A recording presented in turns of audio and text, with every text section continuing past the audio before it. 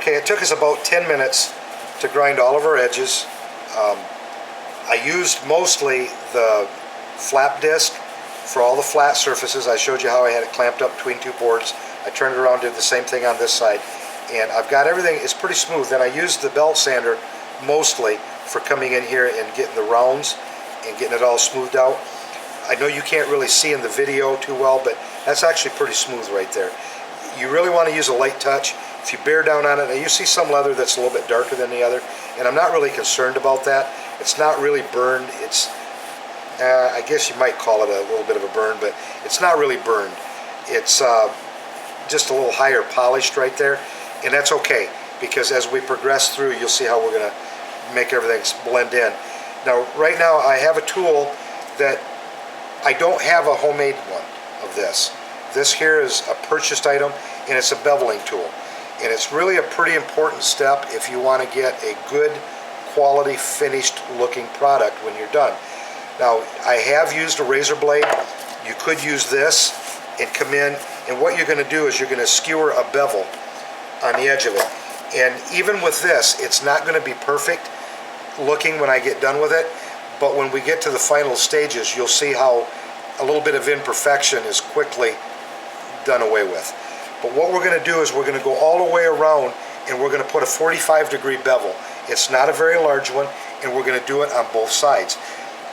I will eventually make a video on how to make one of these out of a cut nail, but right now I don't have one here that I've made, so that's just going to have to be a down the road video. But if you've got a single edged razor blade, you can put just a fine bevel, because what you're trying to get rid of, you see all this curl and stuff mostly around the corners is where you see that.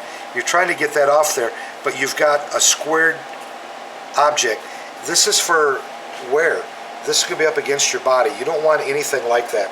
And I don't have my other holster out here with me, but you can see how everything is just nice and rounded all the way around. It makes for a comfortable wear. But to achieve that, the first step is to bevel it. So we take our bevel tool, and you just take it and push it along here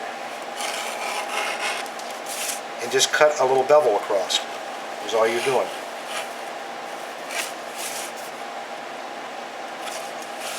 And this really needs a little quick sharpening in it. I'm just using the same strop that I was using before for the knife. We're just putting a nice little bevel on it, that's all we're doing.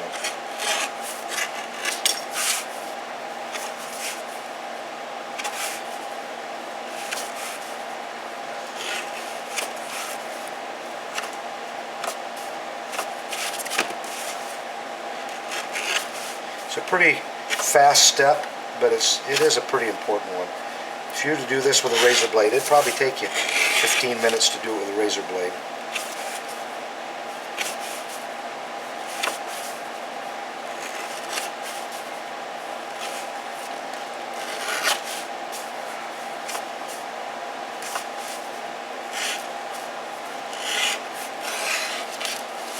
With some of your softer leathers, like I was showing you leather selections earlier, some of your softer leathers, they don't cut so clean. They kind of want to tear, and you see a bunch of little ripple marks in there. If you're using something like that, don't be too excited about it, because again, in the later steps, it'll take care of it. But trying to hold this in light where you can see, it's just a little 45-degree bevel. It's only about a 1/16 of an inch wide, and that's about how much you would want to do if you had to do it with a razor blade. Okay, now that we've done that, what we're going to do is we're getting ready to sew it. So the first two things that I need to know is, where are my sew lines here? Well, I saved my pieces off my pattern, and I can lay them right up there on that. Now I have another specialty tool that I do have a substitute for. This is called an overstitch tool. Some people call it a little spur. And when you buy these, you buy them by how many threads per inch. And it's just a little spur, sharp little points on it. This one is a number 5. So it's going to give me 5 threads per inch, or stitches per inch. That's really what I like. I have them that goes all the way up to 8, and 8's awful fine. When you're going through something thick, I like to keep them big.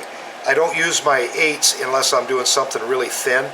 I make miniature saddles that are only about that big, And the stitching that I do on that, because it's 3-ounce leather, I'll use like a number 8 on that.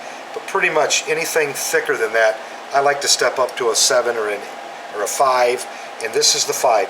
But what I'm going to do is I'm going to lay my pattern on the front, and I'm going to take this and I'm going to run it right down my line, and it's going to put little imprints where I'm going to sew at.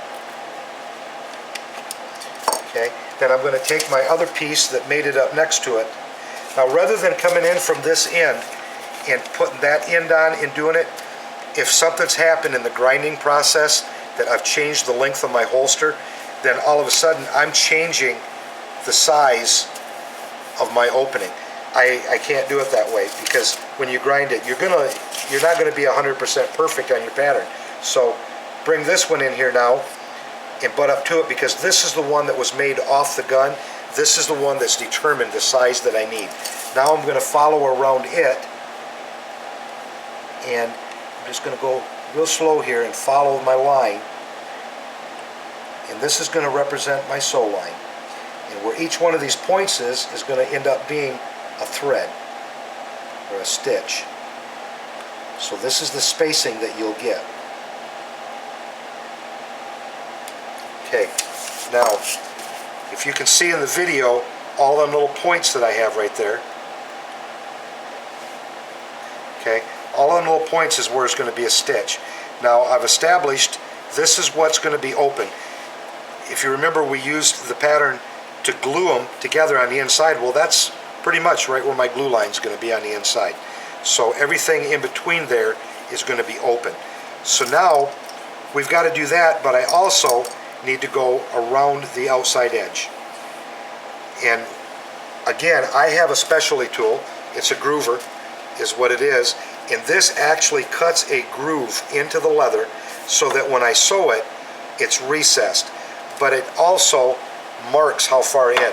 If you've got a pair of just dividers, you can take a pair of dividers, set your width, and then what you would do is just take it and just put a scribe line in your leather. It don't have to be very dark or deep, but put a scribe line.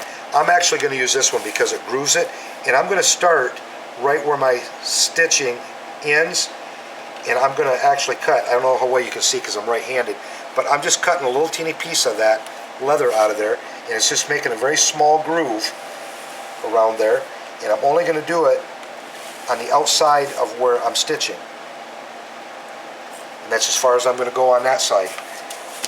And I'm only going to do this on what is my top side. I'm not doing it on the bottom because we're going to punch through. So I'm going to come around here and pick it up here.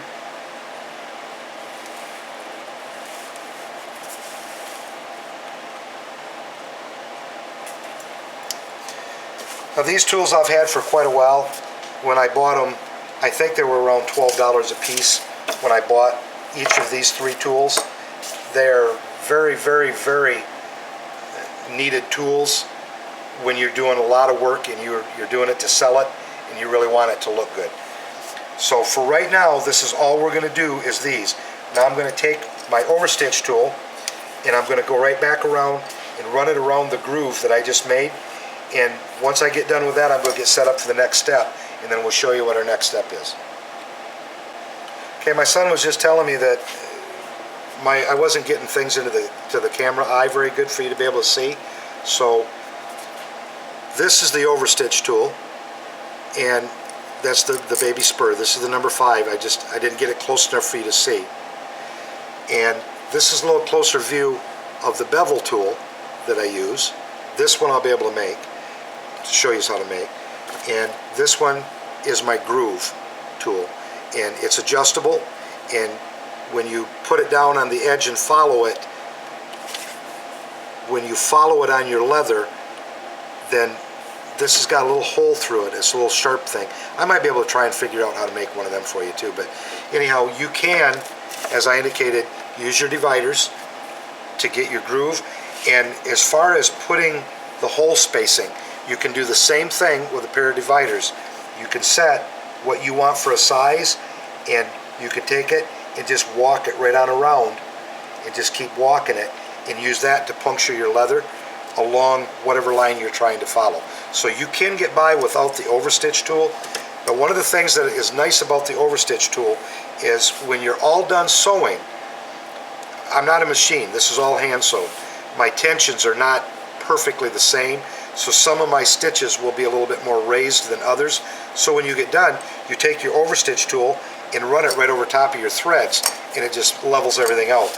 And one of the things that I use, and I've been using it for, I don't know, 25 years, this is called artificial sinew. Now there's a lot of good threads out there. There's synthetic, there's natural threads, there's waxed, there's unwaxed. I always recommend going with something that's waxed and something that's pretty stout. Now this is flat as it is, but earlier in the video I was showing you in the house there some of the bags that I make and stuff. Everything that I sew, all of my holsters, everything, it's artificial sinew. It's around $15 for a spool like this. I don't know if Michael's or, I'm not supposed to say names, but I don't know if any of your big craft stores sell them or not. I've never really looked because I do the pre-1840 living history reenacting. In all of the rendezvous that I go to, there's always traders that sell it there. And $12 to $15 will buy a spool like this. And I think 2 or 3 strands of it, you could pull your car out of the mud. This is just the toughest stuff going. And even though it's flat now, when you sew it, it's waxed, and it makes a beautiful stitch. So I really like this, but you can use whatever you want. You might be able to find some really heavy thread at a sewing store. But anyhow, we're going to go ahead and pause the video again. I'm going to get set up for the next step. Okay, we went ahead and went all the way around where we grooved it. Now what you're trying to do, you're trying to make it aesthetically pleasing. So you want your points, where you make a direction change, you want to share your points. And sometimes you got to kind of fudge your marks a little bit. So I actually mixed on one that comes down. I'll just shorten it a little bit so that I'm sharing it when I change directions. So every place that you've got a point where you've changed directions, you want to share a point. If you got to make one stitch a little longer or one a little shorter to make it happen, always share your points. Now what we're going to do here is I've got a little nail, and I never measured it, but this nail is 75 thousandths in diameter. I don't know, can you see that up there? Okay. I took a nail, I cut the head off. It's a finishing nail, a long finishing nail. And I cut the head off from it and chucked it up in a drill press. Now I've done this with a hand drill, electric and battery drill, but it is a little bit more difficult. A drill press is much nicer for this, because what I'm going to do, I got a board here to drill into, and I set my speed really high when I do this. And again, you're going to smell what smells like burning hair, but you're going to create a lot of friction on this drill or this nail. Don't try and use a drill bit. If you use a drill bit, a twist drill, it's going to grab your leather and pull it up, and it's going to tear your leather. So you want a smooth, straight shank. That's why these finishing nails work real well. And I turn the speed up really high because when it punches through, the friction actually glazes the hole open. And I like that. A lot of the pieces that I make, I'll make 2 objects that's got to be sewed together. I will actually lay out my holes and drill both pieces and then assemble them blind. And like some of them bags that I make, if you're trying to reach up inside, you don't want that hole to close up on you. So that's why I like turning it at a high speed. Now, I'm not going to show very much of this, but I'm going to show a couple of holes, and then I'm going to cut the video again. And I'll go ahead and drill all of it, and then I'll stop and show you.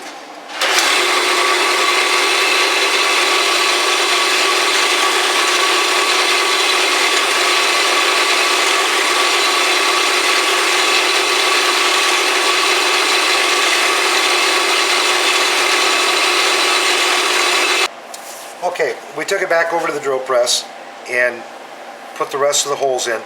Here's what I'm talking about, sharing a corner.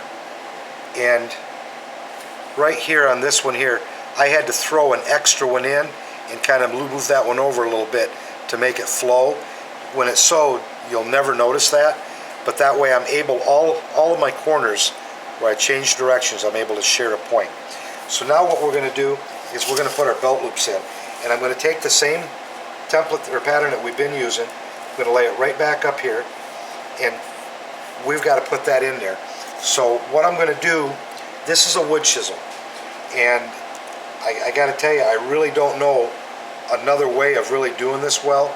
You can get a hole punch, but a hole punch is sharpened on the outside, so as it goes in, it wedges. And going through that much thickness, it's really difficult. A little wood chisel really works well for this. But what I'm going to do is I'm going to come up here and I'm just going to kind of twist it in and walk it around my line and mark my spot on both ends.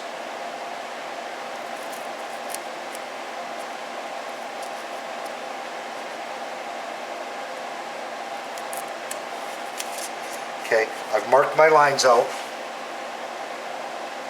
and now I'm going to put a straight edge up there, and I'm going to cut between them.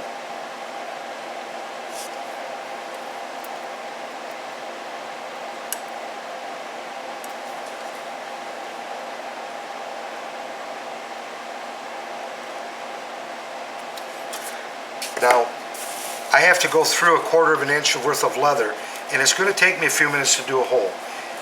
It only took 5 minutes to drill all the holes around the edges, but putting these through is going to take a few minutes because I'm going to be working with my chisels, working with my knife, and I'm going to go down through in layers because I've got to keep it straight. Once I cut in a ways, I'll actually take the knife and make a slight cut and bevel that out of there, so I've got relief to cut down again. Otherwise, even with this thin blade right here, as I cut through, it's going to start wedging and loading up on me. So I'll cut down and then I'll bevel it out. And it'll take me a few minutes to cut these holes in there. But I'll get them cut in and then I'll turn the video back on and show you our next step. Okay, after we went ahead and cut the slots, I showed you how to cut them. I went ahead and cut them out, and I did everything that we've done before. The only thing that I've done any different is I took a Dremel tool with a little stone bit like you'd use to sharpen a chainsaw, and I just went around the inside, cleaned everything all up inside of my grooves. Then I went ahead and I beveled my edges like we did before, and I took the groover, I used that to lay out my lines around it, and then I used my overstitch tool to locate my holes, and then I drilled it. And I beveled both sides. This holster is now ready to sew. Now remember, everything that you do on all of your layout lines, all of your drilling, everything should be done from the front side, the most visible side. This is, Sam's holster is going to be a right hand carry, so all of it was done from this side. If you look on the back side, now it'll look different when it's sewed, but it's going to look a little different on the back side, slightly. It's not going to be as nice. The front's been grooved in, but this is the side that's going to be up against the body. So you always want to do everything from the front side. So we're going to wrap this video up, and we'll get another video out right away that's going to show you how to stitch it. When I stitch, I use a no knot type stitching. I don't like knots. So I'll show you how I do it, and it'll take a few minutes to explain it on how to get a knot started and how to get it ended, and we'll show you how to stitch it up, how to form it and stain it and finish it all up. That'll all be in the next video. Thanks for watching. Look for our next video, and hope you like and subscribe. And if you have any questions, please feel free to comment or ask. Thank you.